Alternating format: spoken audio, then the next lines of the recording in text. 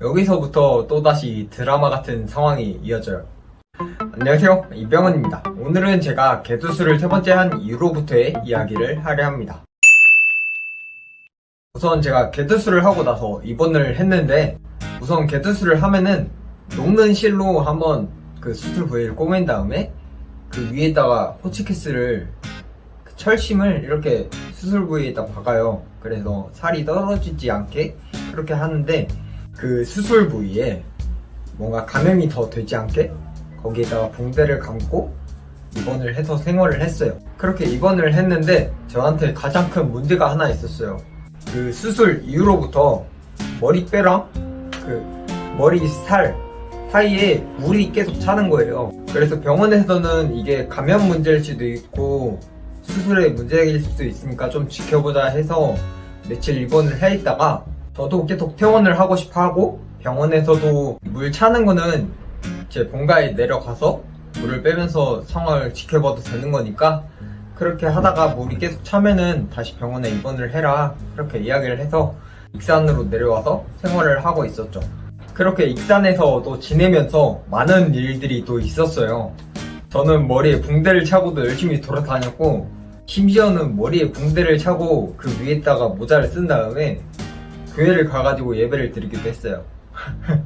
그리고 교회 모임에 참여를 해가지고 영화 동아리가 있었는데, 동아리 가가지고 영화도 보고 끝나고 고스톱도 치고 그렇게 긍정적으로 또 시간을 보내다가, 그때는 제가 수술을 한 이후로 한 달도 되지 않은 상황이었어요.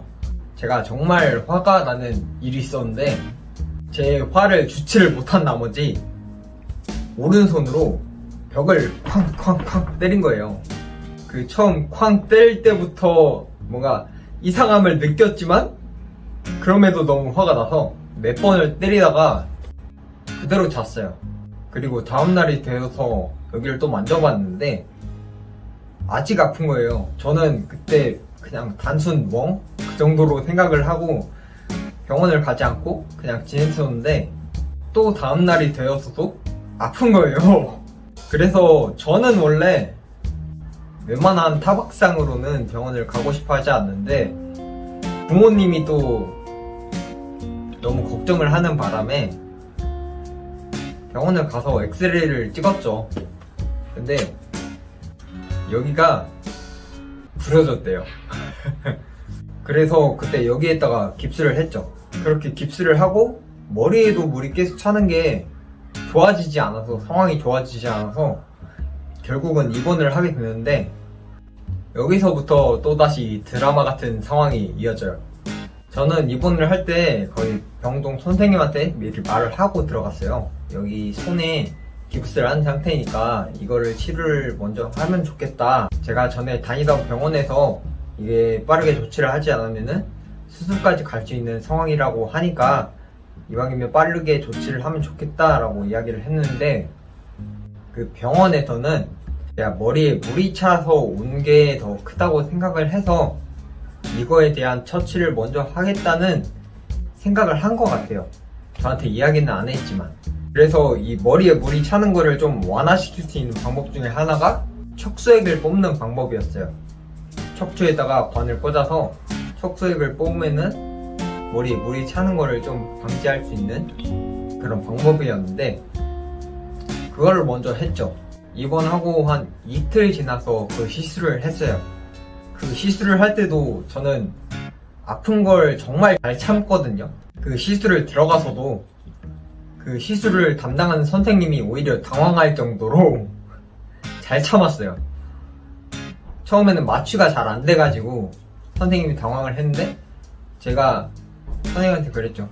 선생님 괜찮으니까 천천히 하셔도 돼요 라고 이야기를 하기도 했고, 그게 원래 한 30분이면 끝나는 시술인데 2시간 정도 했어요. 마취도 잘 안 되고 관을 꽂아야 되는 그 자리에 그게 잘 안 들어가서 한 2시간 정도 했는데, 어느 정도였냐면 제가 그 시술을 하면서 핸드폰으로 게임을 했어요. 그러면 안 되는데 시술이 너무 오래되다 보니까 게임을 하기도 하고, 그 시술이 끝나고 나서 선생님이 저한테 감사하더라고요. 제가 별거 아니에요 라고 느껴질 정도로 분위기를 그냥 잘 넘겨줘서 선생님이 오히려 감사했고, 그 선생님이 처음에 왔을 때는 정말 차가운 선생님이었는데 그 시술 이후로부터는 따뜻한 선생님이 되었어요. 또 하나 에피소드가 있는데, 제가 그 관을 꽂았을 때는 움직일 수가 없었어요. 침대 생활만 했어야 됐는데 간호사 선생님이 배변기를 들고 와서 저한테 이병헌님 이제 배변도 누워서 봐야 돼요.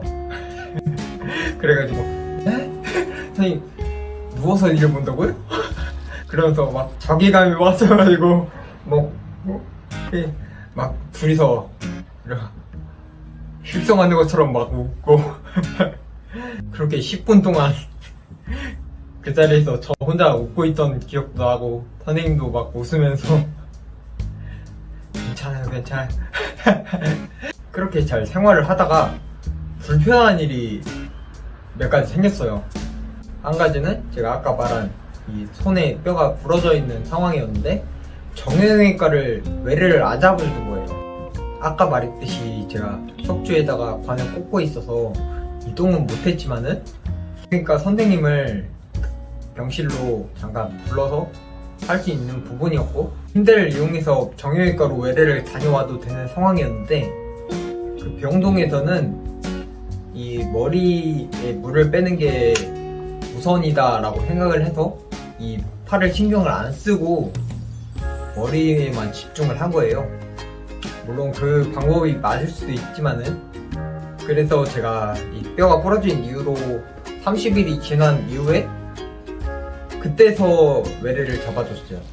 그래서 정형외과를 가서 이 손을 보여줬는데 정형외과 선생님이 말하기를 이 뼈가 부러진 이후로 20일 이내에 와서 뭔가 조치를 했으면은 뼈가 제자리를 찾을 수 있었는데 너무 늦게 오는 바람에 이제 뼈가 지금 조치를 해도 제자리로 돌아갈 수가 없다라고 이야기를 한 거예요.